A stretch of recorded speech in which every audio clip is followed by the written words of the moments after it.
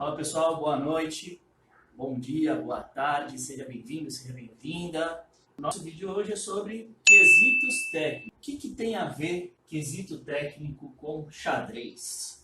A elaboração dos quesitos e a apresentação dos quesitos técnicos faz parte de uma estratégia de defesa, seja da parte reclamante ou da parte reclamada, né? Da parte que você está atuando. Então é uma estratégia de defesa. E assim como no jogo de xadrez, você tem estratégias a curto prazo, a longo prazo, então você tem que variar as suas estratégias. E o intuito é você não levar vantagem, mas você defender a sua parte sobrepondo a outra, através de perguntas técnicas, através de perguntas envolvendo a legislação. Primeira coisa para saber, o que são quesitos, Aguinaldo? São perguntas. Perguntas que são colocadas no processo trabalhista para o perito responder, ok? Então nós temos três tipos de quesitos. Quesitos regulares, suplementares e complementares. Cada um deles tem um propósito e é apresentado em uma fase distinta do processo, tá? Então, quesitos regulares, ele faz parte da etapa de planejamento da perícia. Então você vai apresentar os quesitos regulares antes da perícia. Ele vai te ajudar a moldar como a perícia vai acontecer. Bom, mas quem faz a perícia não é o perito? É o perito. E você assessora o perito como assistente técnico. Então, você já monta os quesitos da forma, ou com pelo menos aquilo que você quer saber, ou aquilo que você quer que o perito veja no mínimo durante a perícia. Por isso que ele faz parte da etapa de planejamento. Quesitos suplementares, eles servem para elucidar, para esclarecer, eles são feitos durante a perícia. Então, é na hora ali da perícia que você já pode fazer, a gente vai explicar cada um deles detalhadamente. E a gente tem os quesitos complementares. Os quesitos complementares são para contestação. Caso o laudo do perito seja desfavorável à parte que você está defendendo, você vai apresentar quesitos complementares nas suas manifestações. Então, ele é realizado após a perícia. Então, cada um dos quesitos tem o seu momento certo para ser colocado. Então, regulares antes, suplementares durante e complementares depois. Eu vou mandar essa apresentação depois que acabar a live, eu vou colocar lá no canal do Telegram. Quesitos regulares. A gente está falando de planejamento a longo prazo. Por que a longo prazo, Baguirão? Porque você elabora os quesitos regulares antes da perícia acontecer. Então você vai projetar o que vai acontecer na perícia, ou o que pode acontecer na perícia, e vai projetar aquilo que você quer que aconteça também.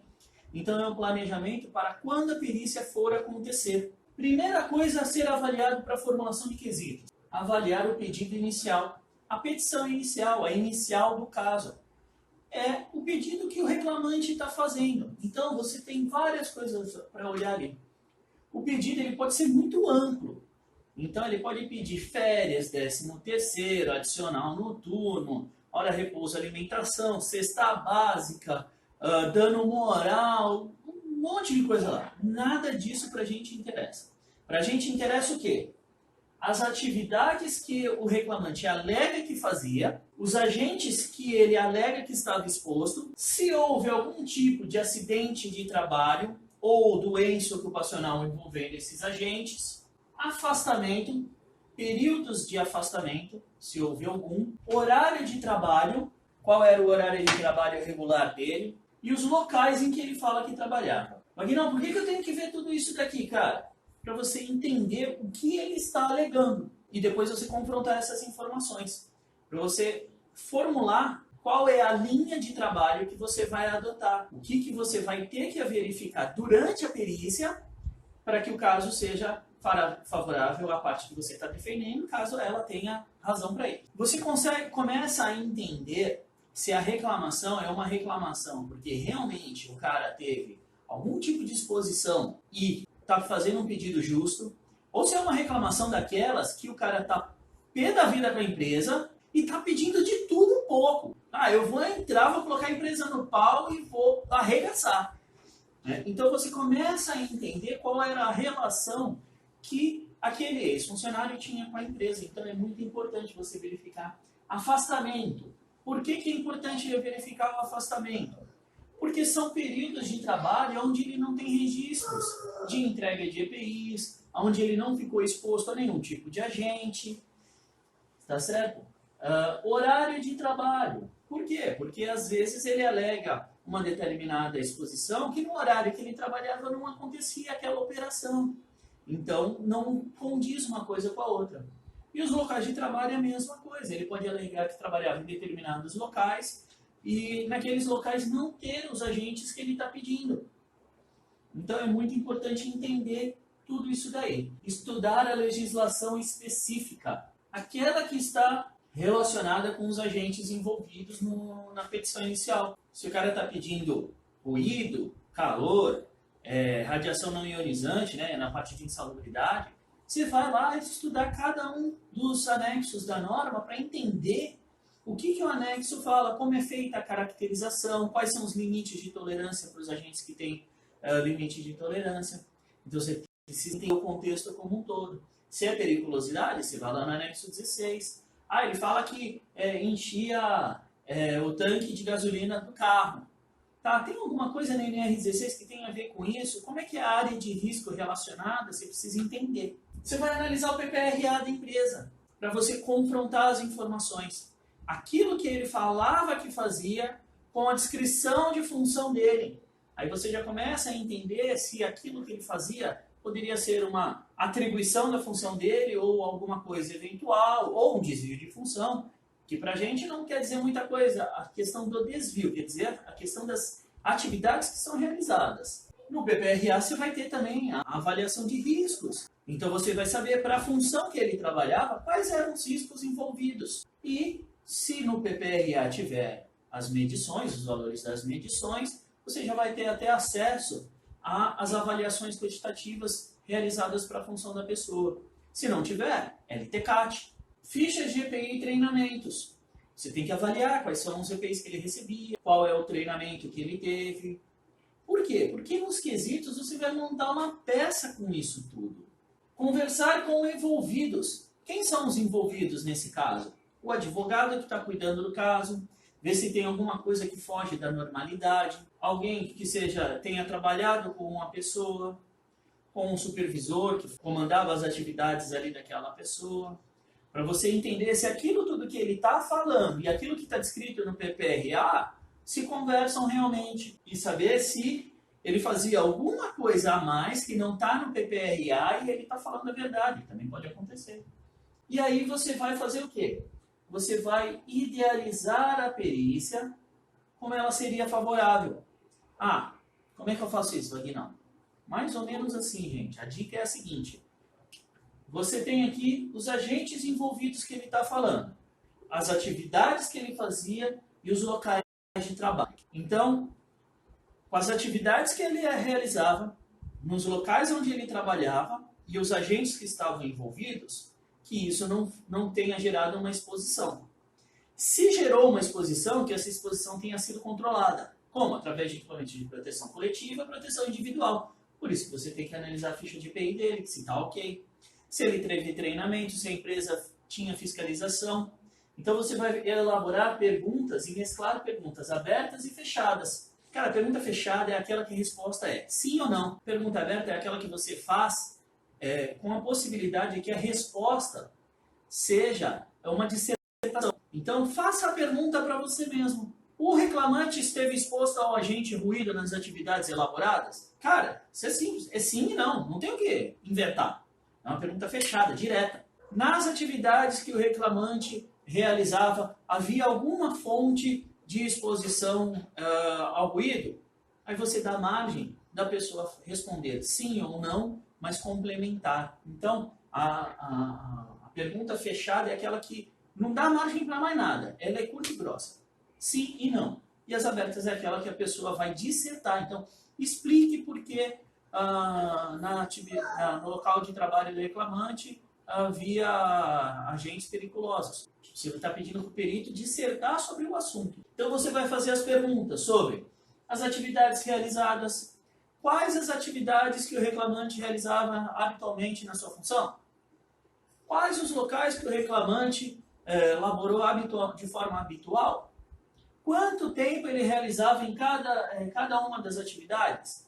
Quanto tempo ele passava em cada um dos locais? Quais os agentes envolvidos, caso sejam verificados a sua existência? Porque o reclamante está dizendo que tinha.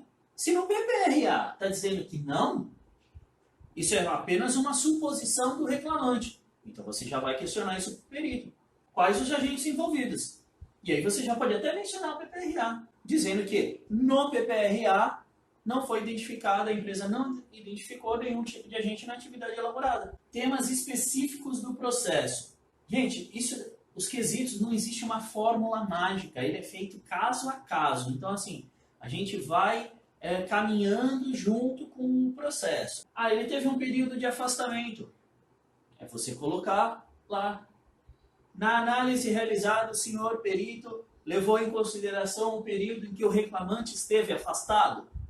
É importante, porque o perito, de repente, caracteriza uma periculosidade por uma exposição lá qualquer, só que o cara teve afastado durante todo o período de trabalho, só que o cara passou 3 anos afastado. Nesses 3 anos, ele não teve exposição nenhuma. Então, é importante verificar os temas específicos do processo. EPIs, EPCs e treinamentos. Então, você vai questionar o perito. O reclamante recebeu treinamento específico para a função? Mas eu vou fazer essa pergunta se o cara não recebeu treinamento? Não, eu não vou dar um tiro no pé. A empresa não vai produzir prova contra ela. Então, eu vou perguntar isso se eu verifiquei que a pessoa teve treinamento. O reclamante recebeu os equipamentos de proteção individual adequados à sua função? Por quê? Porque eu sei que ele recebeu, já analisei a ficha de EPI, eu já analisei o PPRA. O reclamante recebia regularmente. Está aqui a ficha de EPI. Se o perito falar que não, tu tem a ficha de EPI para comprovar. Vagnão, perdeu a ficha de EPI, não tem. Você pode perguntar do mesmo jeito. E aí você expõe para o perito que ocorreu uma falha administrativa na empresa e a ficha de EPI se perdeu. Isso não significa que a pessoa trabalhou sem equipamento de proteção. Então, você vai formular os quesitos idealizando a perícia. Tinha equipamento de proteção coletiva. Por exemplo, o cara trabalhava com solda lá, ele auxiliava o caldeireiro. Mas tinha biombo na oficina.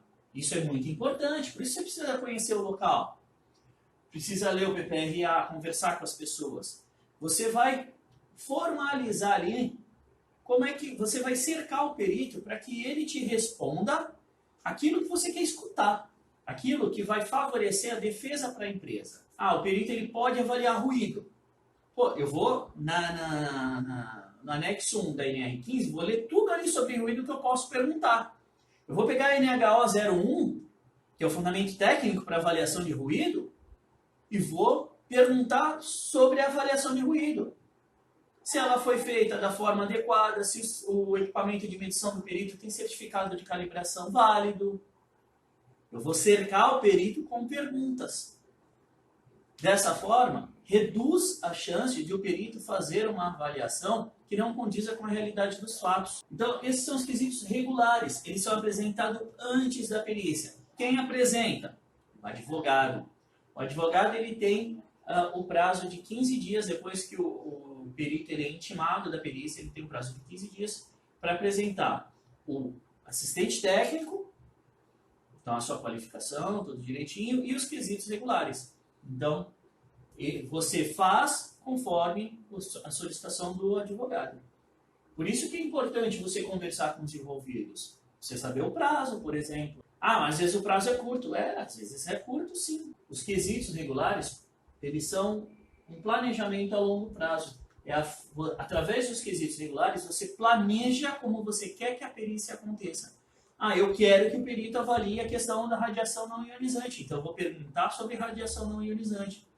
Porque lá na inicial, o cara não falou nada que ele tinha exposição à radiação não ionizante. Mas no PPRA, eu vi que na função dele tem. Então, para não ser surpreendido lá na frente, com um laudo pericial desfavorável, porque você achou que não tinha radiação não ionizante, porque o reclamante não pediu, você tem que avaliar tudo. E aí você cercar o perito com as perguntas necessárias para a elucidação do caso, da forma mais favorável possível, ok? Então esses são os regulares. Esses aqui são de extrema importância porque você já demonstra ao perito o seu propósito, né? A sua capacidade técnica, o seu conhecimento da legislação, o seu conhecimento do caso. Então o perito já chega sabendo que ele não está tratando com qualquer um. Quando ele pega quesitos feitos de forma genérica, ele já sabe que ele não precisa fazer uma perícia lá muito boa, que está tudo bem, né? Então aqui é o seu cartão de visitas, tanto para o seu cliente, de você mostrar tecnicamente o seu conhecimento, quanto para o perito dele entender que ao lado dele, na perícia, vai ter um outro profissional de extrema qualidade. Aí vem os quesitos suplementares, um planejamento de curto prazo. Por quê? São questões levantadas durante a perícia. Então o reclamante ele faz uma alegação de que ele limpava 50 banheiros por dia. Então você pode fazer uma pergunta sobre esta questão, para você elucidar aquele problema, esclarecer aquela questão que não ficou muito bem clara. Então você pode fazer direto ao perito ou diretamente para as partes. Tem perito que permite que o assistente técnico e as pessoas que estão envolvidas na perícia conversem entre si. Então você pode fazer a pergunta direto para o reclamante, lógico, dentro sempre de um respeito, né? Não duvidando da palavra da pessoa, mas querendo esclarecer aquele ponto. Então você chega e fala, olha, não ficou bem claro isso para mim. Você pode explicar como é que você fazia isso, por favor? Tem peritos que não permitem essa interação. Então você vai perguntar para o perito. Fala, doutor, essa parte sobre a limpeza dos banheiros não ficou bem clara para mim. Será que o reclamante poderia esclarecer essa questão? E o perito vai pedir o esclarecimento para o reclamante. Ah, não, eu trabalhava descarregando caminhão de GLP. Pô, mas carregando, quem faz isso normalmente é o motorista do caminhão. Aí cabe a pergunta. Explica melhor como é que era essa atividade de descarregamento do GLP, porque normalmente é o motorista. Como é que funcionava contigo? Você não está duvidando da palavra da pessoa, você só está querendo esclarecer. E às vezes o reclamante leva aquilo como uma ofensa. E vai falar na tua cara. Tu está duvidando do que eu estou falando? Tu nem estava aqui, nem via nada disso. Normal isso. Você falar e falar, desculpa amigo, mas eu estou fazendo o meu trabalho, eu conheço a atividade que você fazia, fui contratado pela empresa para isso e tenho total direito de fazer a pergunta para você. E aí você pede para o perito intervir, o perito vai falar que ele tem que responder para você a pergunta. E se o perito não fizer isso, você vai fazer o quê? Formular essa pergunta nos autos do processo. Porque o perito não esclareceu aquele ponto que era controverso. Ele está ali para isso. E onde que você vai colocar esse quesito suplementar? Ou o advogado faz uma petição pedindo para o perito esclarecer, ou você coloca isso no seu parecer técnico. E esse é um dos motivos que eu apresento o meu parecer técnico antes do parecer do perito. Se tem alguma pergunta durante a perícia que não foi respondida pelo perito, ou não foi respondida pelo reclamante ou pela reclamada, eu já coloco no parecer técnico e peço resposta. Porque aí quando o perito elaborar o laudo pericial, ele é obrigado a responder. Isso está lá no Código do Processo Civil. Então o advogado pode fazer uma petição específica para que o perito responda essas perguntas no seu laudo pericial, ou você já protocola o seu parecer com estas questões. Então aqui é muito importante isso. Porque você vai conseguir extrair detalhes que às vezes é o detalhezinho ali de uma informação que não foi passada que faz toda a diferença. E nem teve um caso que eu participei que o reclamante falou que presenciava o abastecimento das empilhadeiras do local. E a gente sabia que existiam pessoas que faziam essa atividade, que tinham um local para os motoristas das empilhadeiras, os operadores, aguardarem o abastecimento, que tinha um procedimento de trabalho, que teve até treinamento. Então, durante a perícia, nos quesitos regulares, lá antes da perícia, eu já perguntei se o reclamante teve treinamento para atividade de abastecimento da empilhadeira. Durante a perícia, eu perguntei para ele, eu falei, mas doutor, não ficou claro para mim? Por que ele permanecia na área de risco durante o abastecimento, presenciava lá o abastecimento, se existe um local definido para a espera dos operadores, existe um procedimento de trabalho definido e ele foi treinado. E aí o perito perguntou para o reclamante, esclarece, não, às vezes a gente ficava ali batendo papo. Isso não cabe. O perito não caracterizou a periculosidade nesse caso porque ficou comprovado de que não era uma coisa que acontecia isso habitual, não fazia parte da atividade dele, nada disso. Se ele não atendeu ao procedimento, se ele não seguiu o treinamento que ele teve dado pela empresa, a empresa não pode ser penalizada por isso. Ainda mais que a empresa tinha fiscalização, só que a empresa não é babá de ninguém, não. Tá dentro da legislação trabalhista, está lá descrito que o funcionário tem que seguir as regras da empresa. Então ele não pode simplesmente, não vou seguir, pronto, e depois eu entro com a reclamação e ainda ferra a empresa. Não. Né? Então, por isso que é muito importante você anotar tudo o que é falado na perícia, porque você vai conseguir ir pegando algumas coisas que o cara está falando que podem ser que não estejam de acordo com a realidade dos fatos. Se você tiver alguma pessoa junto contigo ali que trabalhava junto com a pessoa, você já vai perguntando para ela se aquilo ali procede, se não procede. Então você já vai fazendo os questionamentos, né? Para quando for a sua vez de falar, porque cada um fala uma hora, a pior coisa que acontecer na perícia é a confusão de todo mundo querer falar ao mesmo tempo. Né? Ninguém se entende. Então, você já vai saber o que você vai perguntar. E aí eu fico abismado quando eu vou na perícia e o assistente técnico fica ali, parado, olhando no telefone. Ai, meu Deus, o que esse cara vai escrever no parecer dele? Qual dúvida que ele levantou durante a perícia? Como que ele vai lembrar de tudo que é falado? Não casa as coisas. Então anota tudo. Você está sendo pago para fazer aquilo. Além de tudo, né? Mas eu sou CLT. Beleza, você está recebendo o teu salário, está sendo pago, não é porque. Então, faça perguntas fechadas também. Você acompanhava o abastecimento da empilhadeira? Se o perito te permitia isso, né? Tem peritos que não permitem. E aí o cara vai falar sim ou não. E você vai anotar, porque no teu parecer técnico tu vai dizer que o reclamante afirmou que não acompanhava o abastecimento da empilhadeira diariamente. Você usa como subsídio para elaborar o teu parecer. E quesitos complementares, eles servem para contestar caso o laudo pericial lhe seja desfavorável. Então, por isso que ele é um planejamento a curto prazo. O que você vai fazer para elaborar os quesitos complementares? Primeira coisa, avaliar o laudo pericial. Entender o que o perito caracterizou. Então, o que você vai avaliar no laudo pericial? Atividades e locais. Então, se o perito descreveu todas as atividades que foram realizadas, todos os locais, se ele descreveu os tempos em que cada atividade era realizada, o tempo que o reclamante permanecia em cada local, quais os agentes que foram caracterizados pelo perito. Caracterizou ruído, caracterizou radiação, caracterizou umidade, caracterizou periculosidade por energia elétrica. Temas específicos do processo. O perito levou em consideração que o camarada teve afastado durante 3 anos.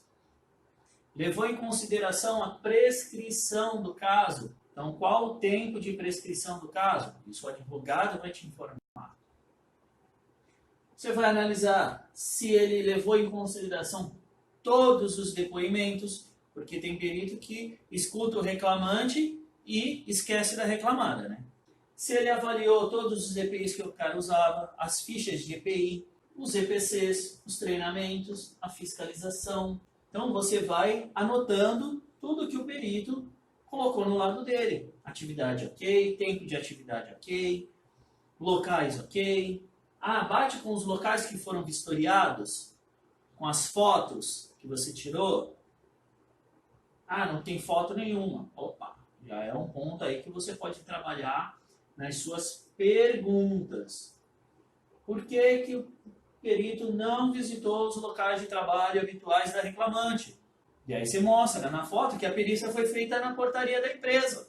E o perito vai ter que explicar por que ele não visitou lá o local de trabalho. Você vai confrontar essas informações com os documentos. O perito fez uma avaliação lá de ruído, uma avaliação com 1 decibelímetro, pegou, colocou perto de um motor e mediu o ruído lá, deu 90 decibéis. E a empresa fez o LTCAT, onde fez uma avaliação com 75% da jornada de trabalho e tal, não sei o quê, e chegou a uma conclusão que a exposição do cara é de 83 decibéis. Você vai confrontar a informação do laudo do perito. Por quê? Porque você tem um documento dizendo que não é aquilo que o perito mediu, que a medição dele foi feita errada. E aí você vai usar lá o que está descrito na Fundacentro, na NHO 01, por isso que você precisa estudar a legislação. Ah, o reclamante não usava EPI. Tá, você vai analisar a ficha de EPI, que você já analisou lá no começo. Você já sabe se ele usava ou se ele não usava. Se tem os EPI, se não tem. Se tem a periodicidade de troca definida, se não tem. Então você vai confrontar, falar, o senhor perito falou que ele não usava EPI, mas conforme consta na ficha de EPI, o registro da entrega é de tantos pares de luva. Pô, eu vou ter que analisar a ficha inteira, contar luva por luva? É dessa forma que você contesta, com base. Você vai estudar a legislação específica. Então, NR, NHO, CLT, CPC, Código do Processo Civil, súmulas, orientações jurisprudenciais. Pô, mas tudo isso, Marina? Porque tem coisas que às vezes estão definidas aí, o perito vai contra. Aí você vai questionar ele na sua impugnação, vai falar para ele, olha, a caracterização que o senhor fez, ela não é válida. Por quê? Na legislação tal diz que não é desse jeito. Está errado. E aí na pergunta, então a impugnação que você faz um corpo descrevendo que está errado e aí você pergunta em cima daquilo que tu escreveu. Então na pergunta fala, por que o senhor perito avaliou o ruído com um decibelímetro próximo ao motor do equipamento, ao invés de avaliar na altura do sistema auditivo do funcionário conforme determina a NHO 01 da Fundacentro? Mete a foto do perito com o decibelímetro aqui, ó. Ele vai ter que se explicar. E a medição que ele vai estar apresentando, ela tem pouca chance de prosperar. Código do Processo Civil também? Também.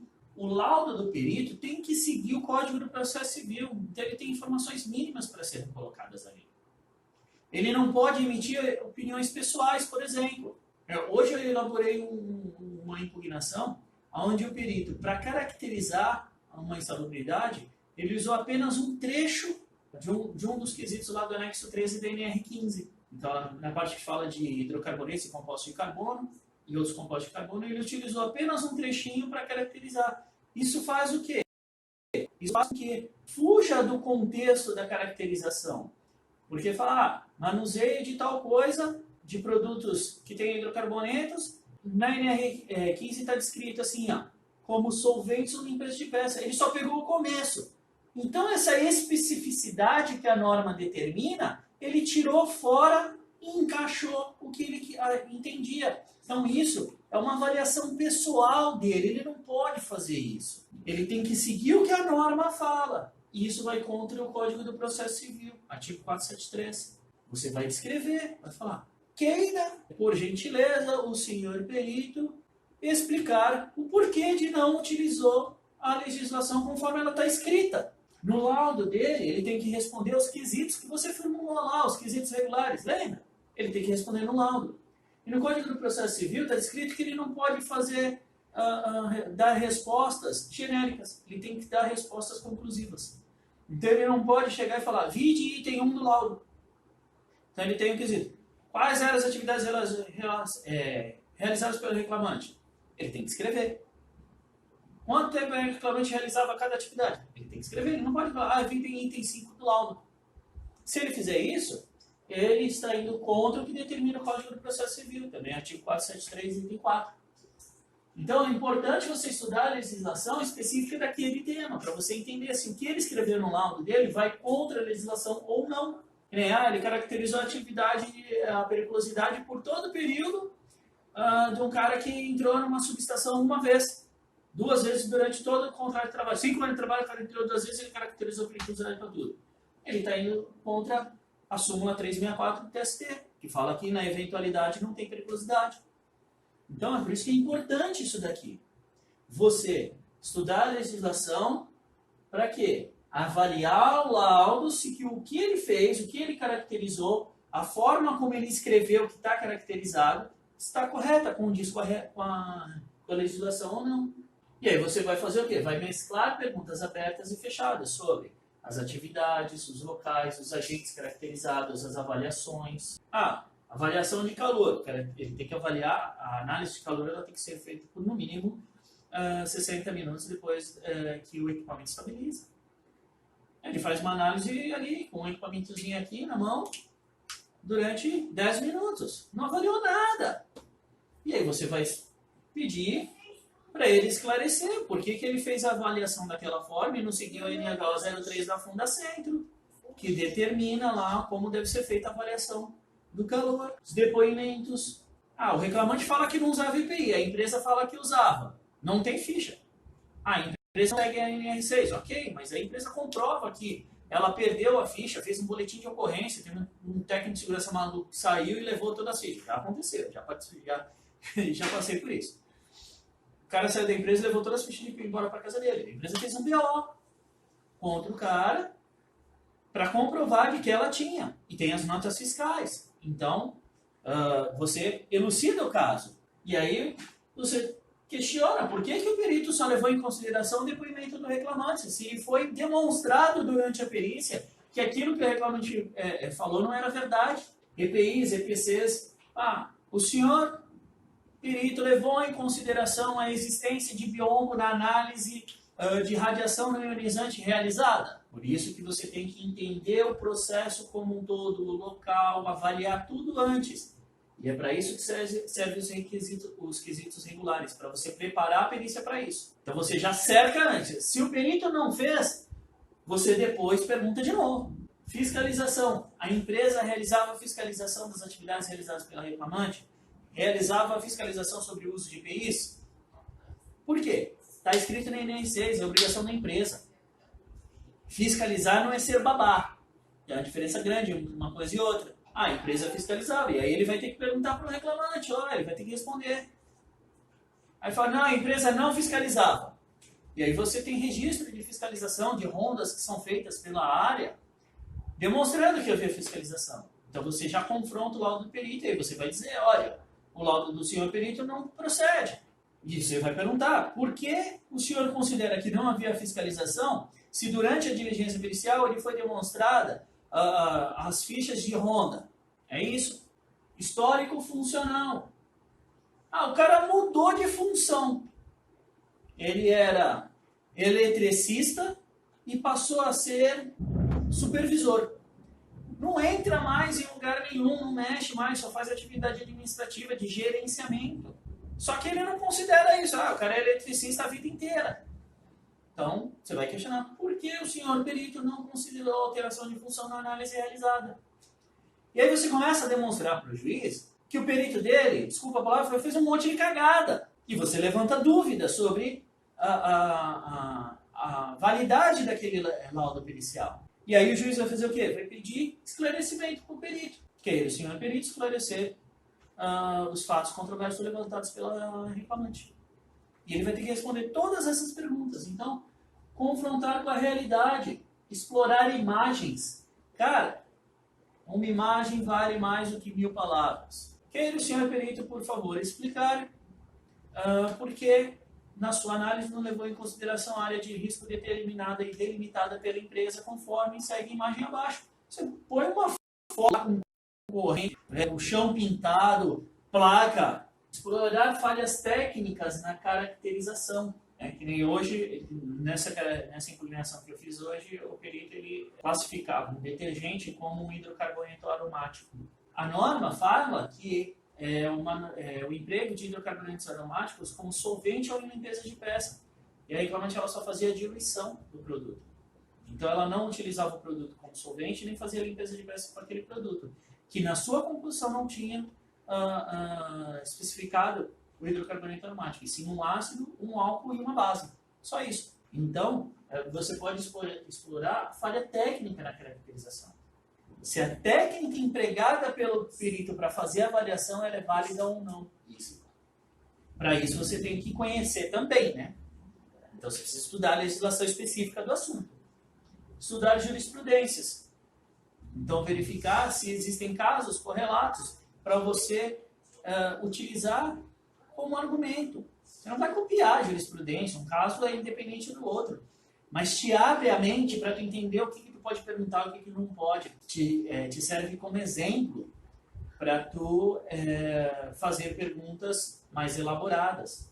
Explorar conceitos. Por exemplo, o conceito de exposição ao risco. O que é habitual permanente, habitual intermitente, eventual, tempo extremamente reduzido, perigo, risco.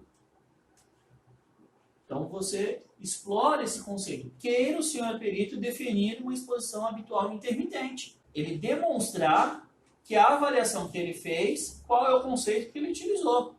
E aí o juiz vai pedir para esclarecer, e ele vai dizer lá qual é o conceito dele. E você vai impugnar esse esclarecimento que o perito vai apresentar. Qual a base para tu impugnar o esclarecimento? A impugnação técnica, a impugnação que tu já fez, porque ele vai ser obrigado a responder isso. E aí tu pode contradizê-lo. Eu já vi casos que o juiz pediu esclarecimento 2 vezes para o perito. As imagens valem muito, gente. Muito, muito, muito. Ô, Vagnão, então tem uma receita de bolo para elaborar impugnação? Para elaborar esclarecimentos? Tem e não tem. Tem. Essa daqui, você analisar tudo isso. Essa é a receita de bolo.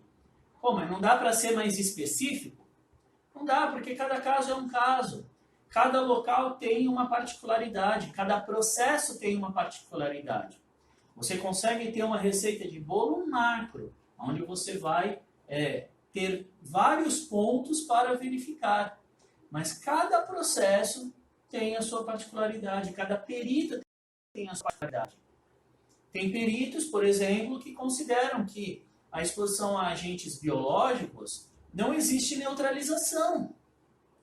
Ainda que não exista nenhum lugar que fale sobre isso. Por quê? No artigo 191 da CLT e no item 15.4.1 da NR15 fala que a exposição a agentes insalubres é neutralizada com a adoção de medidas administrativas, uso de equipamento de proteção coletiva e uso de equipamento de proteção individual. Mas é um conceito do perito de que o cara, se ele tiver algum tipo de exposição a agente biológico, não existe nada no mundo que possa neutralizar aquela exposição com toda a tecnologia que a gente tem hoje em dia. É um conceito do cara. Então você vai explorar isso. E aí tu mostra pro juiz que o cara trabalhava todo paramentado, que não tinha contato com nada. Ele não vai levar em consideração o conceito do perito porque você está demonstrando. Você está provando que aquilo que ele está falando não condiz com a realidade do fato. Não existe uma receita de bolo pronto assim. Existe uma massa que com essa massa você consegue fazer vários tipos de bolo. E é isso essa que é a grande sacada. É por isso que você precisa sempre estar estudando, sempre estar lendo, para você ir formando os seus conceitos, e formando a sua interpretação, para quando você tiver que elaborar o quesito, você saber o que você avaliar. É vendo isso tudo que você elabora quesitos. Não é fácil, não é fácil. Mas depois que você pega o jeito de fazer, vocês vão ver que é meio que automático até. Você já sabe o que perguntar e o que não perguntar. No nosso canal, lá no Instagram, tem o link para o meu Telegram. É um canal, Perícias em Segredo, onde eu divulgo conteúdos exclusivos sobre a parte de perícias trabalhistas. Inclusive, a impugnação que eu elaborei hoje, com os quesitos complementares que eu inseri nessa impugnação, eu disponibilizei lá o arquivo em Word editável. Eu só tirei as informações estratégicas, minha, do reclamante e demais partes, e está lá para você utilizar numa impugnação, num caso que seja semelhante, ou ficar como um banco de dados para ti, para você ir formando o teu entendimento de como fazer uma impugnação de laudo e como elaborar quesitos. Porque na impugnação, ter quesitos complementares na impugnação é extremamente estratégico e o advogado fica feliz da vida porque é mais subsídio para ele trabalhar e conseguir o melhor resultado para o cliente dele, que é o seu cliente também. Ok? Muito obrigado, fiquem com Deus, uma ótima noite a todas e vamos para cima. Tchau, tchau.